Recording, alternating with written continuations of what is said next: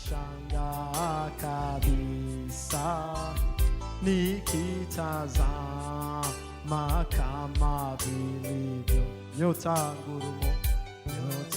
ngurumo vitu vingi vyote viumbwavyo kwa uwezo wako. Roho yangu na ikuimbie jinsi wewe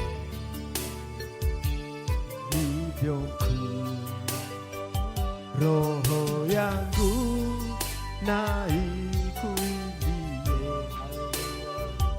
jinsi wewe ulivyo mkuu. Saa inakuja na sasa ipo. Saa inakuja na sasa ipo. Saa inakuja na sasa ipo. Ujumbe huu unakuja kutupa hamasa zaidi ya kujua kwa nini tunapaswa tuamke usingizini, au kwa lugha nyingine tufufuke. Unajua kibiblia mtu aliyekufa ni sana amelala. Tutaenda kuangalia kwenye neno la Mungu, lakini naomba tusome kitabu cha Yohana sura 5 na ule mstari wa 25 hadi ule mstari wa 26. Nimesema ujumbe wa leo na kichwa kinachosema saa inakuja na sasa ipo. Yohana sura 5 mstari wa 25 mpaka ule mstari wa 26. Neno la Mungu linasema, naomba nianze mstari wa 24 ili tuende vizuri. Anasema, amin amin nawaambia, yeye alisikia neno langu na kumwamini yeye aliyenipeleka yuna uzima milele, wala haingii hukumuni, bali amepita kutoka mautini kuingia uzimani. Sasa angalia mstari wa 25. Anasema, amin amin nawaambia, saa inakuja mkato. Zingatia hiyo mikato ambayo inaikuwa mahali hapo. Anasema, amin amin nawaambia, saa inakuja mkato na sasa ipo. Anasema vitu viwili, saa inakuja, anasema na sasa ipo. Wafu watakapoisikia sauti ya mwana wa Mungu, na wale waisikiao watakuwa hai. Mstari wa 26, maana kama vile Baba alivyo na uzima nafsini mwake, vivyo hivyo alimpa na mwana kuwa na uzima nafsini mwake. Tuishie tu hapo. Anasema saa inakuja na sasa ipo. Wafu watakaposikia sauti ya mwana wa Mungu, na wale walio hai na wale wasikiao watakuwa hai. Anazungumzia vipindi viwili. Anasema saa inakuja mbele, future. Anasema na sasa ipo, ambapo watu watakapoisikia sauti ya mwana wa Mungu na wale watakaoisikia watakuwa hai. Naomba tufafanue nini maana ya maandiko hayo anaposema saa inakuja na sasa ipo. Naomba tuanze na hilo neno sasa. Saa inakuja maana yake ni kipindi ambacho kinakuja huko mbeleni. Sote tunajua kwamba Yesu Kristo kuna mahali alisema ndio ufufuo na uzima, si ndio? Kipindi alipokwenda kumfufua Lazaro, akamkuta Mariam na Martha wanalia ndugu yao amekufa. Yesu akawaambia atakuwa hai. Akasema najua siku ya mwisho atafufuliwa Lazaro. Yesu akasema mimi ndio ufufuo na uzima. Kwa Kristo ni ufufuo na uzima. Sasa anasema saa inakuja ambapo watu watasikia sauti ya mwana wa Mungu watakuwa hai. Inakuja mbeleni ni kipindi gani? Ni kipindi cha hukumu ya mwisho. Kipindi ambacho wafu wote watafufuliwa, alafu wataenda kusimama katika kile kiti cha hukumu. Tunalijua hilo katika kitabu cha Ufunuo sura 20:21. Inasema nikaona kiti cheupe cha enzi na wafu wote wakubwa na wadogo kwa wakubwa wakasimama mbele ya kiti hicho, na kila mmoja akahukumiwa sawa na matendo yake. Sio, nikumbuke hiyo habari. Bwana Yesu nasifiwe sana. Lakini anazungumzia pia katika kipindi ambacho ufufuo utakuja, kwa sababu kuna ufufuo wa kwanza na ufufuo wa pili. Kipindi ambacho parapanda italia, ambapo ni siku yoyote, huenda ikawa hata ni leo. Biblia inatuambia kwamba wafu watafufuliwa. Wale waliokufa katika Kristo peke yao ndio watakaofufuliwa, lakini wengine wote watabaki ardhini, na watabaki huko walipokuwepo. Miili yao itabaki ardhini kama ilikuwa haijaoza vizuri, lakini roho zao zitakuwa zimebaki katika kifungo wakisubiria ufufuo wa mwisho ambao utakuwa ni kile kiti cheupe. Lakini waliokufa katika Kristo watafufuliwa na kwenda juu mbinguni. Ndivyo tunavyosoma katika kitabu kile cha Thesalonika wa kwanza sura ile ya 4 na ule mstari wa 13 hadi ule wa 17. Anasema hivi: lakini ndugu, hatutaki msijue habari zao waliolala mautini. Sasa anaposema habari zao waliolala mautini, hazungumzii makundi yote yanayoamini na wasioamini. Hapa anazungumzia na watu wanaoamini. Ndio maana Paulo aliwaandikia wa Thesalonike, maana ni Wakristo waliokuwepo Thesalonike. Anasema, lakini ndugu zangu, hatutaki msijue habari zao waliolala mautini, msije mkahuzunika kama na wengine wasio na matumaini. Maana ikiwa tuamini ya kwamba Yesu alikufa akafufuka, vivyo hivyo na hao waliolala katika Yesu, sio katika dhambi, sio katika waganga, sio katika uchawi, waliolala katika Yesu, Mungu atawaleta pamoja naye. Kwa kuwa twawaambieni haya kwa neno la Bwana, kwamba sisi tulio hai tutakaosalia hata wakati wa kuja kwake Bwana wetu, hakika tutatangulia wao waliokwisha kulala mautini. Kwa sababu Bwana mwenyewe atashuka kutoka mbinguni pamoja na mwaliko na sauti ya malaika mkuu na parapanda Mungu, nao waliokufa katika Kristo watafufuliwa kwanza. Kisha sisi tulio hai tuliosalia tutanyakuliwa pamoja nao katika mawingu, ili tumlaki Bwana hewani, na hivyo tutakuwa pamoja na Bwana milele.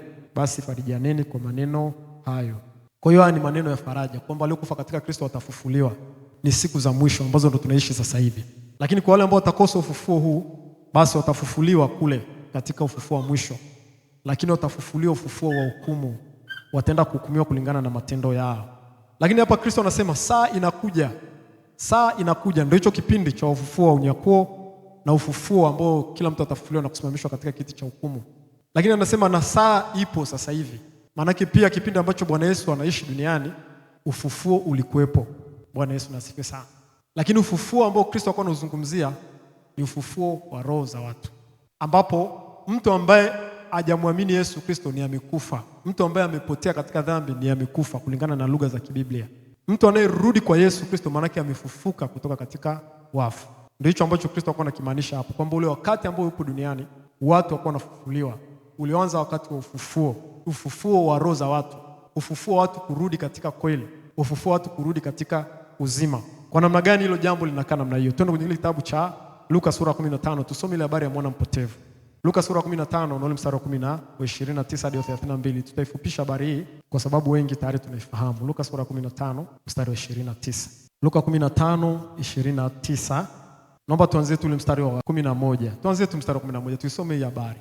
Habari ya mwana mpotevu. Anasema mtu mmoja alikuwa anaona wawili. Yule mdogo akamwambia babaye, baba, nipe sehemu ya mali inayoniangukia. Akawagawia vitu vyake. Hata baada ya siku si nyingi yule mdogo akakusanya vyote, akasafiri kwenda nchi ya mbali. Akatapanya mali zake huko kwa maisha ya uasherati. Alipokuwa amekwisha tumia vyote, njaa kuingia nchi ile, yeye naye akaanza kuhitaji. Akaenda akashikamana na mwenyeji mmoja wa nchi ile, naye alimpeleka shambani kwake kulisha nguruwe. Akawa akitamani kujishibisha kwa maganda aliyokula nguruwe, wala hapana mtu alimpa kitu. Alipozingatia moyoni mwake akisema, ni watumishi wangapi wa baba yangu wanaokula chakula na kusaza, na mimi hapa ninakufa kwa njaa. Nitaondoka, nitakwenda kwa baba yangu na kumwambia, baba, nimekosa juu ya mbingu na mbele yako. Sistahili kuitwa mwana wako tena, nifanye kama mmoja wa watumishi wako. Akaondoka akaenda kwa babaye. Alipokuwa angali mbali, sasa angalia baba yake alichokisema na alivyofanya. Anasema alipokuwa angali mbali, baba yake alimuona, akamwonea huruma, akaenda mbio, akamwangukia shingoni, akambusu sana.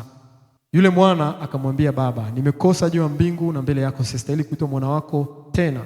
Lakini baba aliwaambia watumwa wake, lileteni upesi vazi lililo bora, mkamvike, mtieni na pete kidoleni na viatu miguuni. Mleteni ndama yule aliyenona, mkamchinje, nasi tule na kufurahi. Kwa kuwa, sikiliza maneno yafuatayo, kwa kuwa huyu mwanangu alikuwa amekufa naye amefufuka. Unaona hilo neno? Alikuwa amepotea naye ameonekana. Wakaanza kushangilia. Hapa huyu mwana mpotevu hakuwa amekufa katika mwili, alikuwa amekufa katika roho. Ndio maana babake akasema alikuwa amekufa. Maana yake alipopotea kwenda nchi ya mbali, alikuwa amekufa ingawa anaishi. Ndio maana anasema alikuwa amekufa na sasa amefufuka. Wakaanza kushangilia. Mstari wa 25. Basi yule mwanae mkubwa alikuwako shambani, naye alipokuwa akija na kuikaribia nyumba, alisikia sauti ya nyimbo na machezo. Akaita mtumishi mmoja akamuuliza, mambo haya maana yake ni nini? Akamwambia, ndugu yako amekuja na baba yako amemchinjia ndama aliyenona, kwa sababu amempata tena yu mzima. Bwana Yesu asifiwe sana. Turuke paka ule mstari wa 31. Turuke paka mstari wa 31. Anasema, akamwambia, mwanangu, wewe pamoja nami. Yule mkubwa sasa anakuja kulalamika. Akamwambia, mwanangu, wewe pamoja nami siku zote, na vyote nilivyo navyo ni vyako. Tena kufanya furaha na shangwe ilipasa, kwa kuwa huyu ndugu yako alikuwa amekufa. Anarudia tena ile neno, naye amefufuka. Alikuwa amepotea naye ameonekana. Kwa hiyo huyu kurudi kwa baba yake ni manaki amefufuka. Ndio maana Yesu akasema saa inakuja na sasa ipo, na saa ipo ambapo wafu watasikia sauti ya mwanadamu na waliokufa watakuwa hai. Kwa ni kipindi ambacho Kristo alikuwa anahubiri duniani. na ni kipindi ambacho kiliendelea mpaka baada ya yeye kuondoka. Mitume walikuja wakachukua hicho kijiti cha kuhubiria watu watoke katika dhambi. Kwa mtu anapotoka katika dhambi, maana yake alikuwa amekufa, sasa anafufuka, anakuwa mzima. Kwa tunaishi katika saa ya ufufuo wa roho. Bwana Yesu asifiwe sana. Ni nguvu kubwa sana. Unajua, kutaka kujua nguvu ya kumtoa mtu dhambini, hamna nguvu kubwa kama hiyo. Hakuna nguvu kubwa kama hiyo ya kumfufua mtu. Ndio maana kutoka dhambini na kuingia uzimani kunafananishwa na mtu kufa na kufufuka. Sasa hivi kila kitu karibia kinaweza kuwa kina tiba, au kama sio tiba kinapunguza makali. Kila ugonjwa unaweza kuwa na tiba, kama sio tiba unapunguza makali, lakini kifo hakina tiba wala kiwezi kupunguza makali. Ni kitu ambacho kikishampata mtu ndo hakuna kurudi nyuma. Ndio kimeshatokea hivyo, huyo mtu anapotea moja kwa moja. Kwa hiyo inapotokea mtu anafufuka ni muujiza mkubwa sana. Na ndio maana sasa hivi kwa nini tunasema mtu kutubu dhambi, kutoka katika dhambi na kumwamini Yesu na kuacha maovu na kuingia katika wokovu, amepata muujiza mkubwa kuliko wote ambao washakutendewa. Ni kwa sababu kufufuka katika roho kunafananishwa na kufufuka katika mwili. Ni muujiza mkubwa sana. Sasa hivi ukisikia mtu anaumwa labda HIV au anaumwa kansa, alafu akapona, hilo haliwezi kukushtua. Lakini sikia mtu ambaye amekufa, tena ameshakuwa mifupa kabisa, kashazikwa, anatoka kaburini, uone kama huyo mtu, kama dunia nzima itataharuki. Ni muujiza mkubwa sana. Kwa ufufuo ni kitu kikubwa sana. Kitu Yesu alichokileta duniani ni kikubwa sana.